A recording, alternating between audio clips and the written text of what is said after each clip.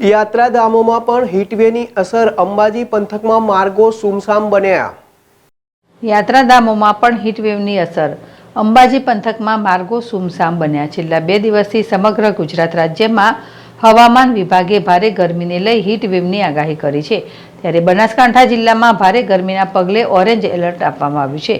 યાત્રિકોથી ધમધમતા શક્તિપીઠ અંબાજી ધામમાં ભારે ગરમીના પગલે બજારો અને મુખ્ય માર્ગો સુમસામ જોવા મળી રહ્યા છે, તો ક્યાંક એકલ દોકલ વ્યક્તિ કે હાઈવે પર વાહનોની સામાન્ય અવરજવર જોવા મળી રહી છે। આજે જે પ્રકારની ગરમીના પ્રમાણમાં વધારો જોવા મળ્યો છે તેને લઈને કેટલાક લોકો ઠંડા પીણાનો સહારો લેતા જોવા મળ્યા હતા।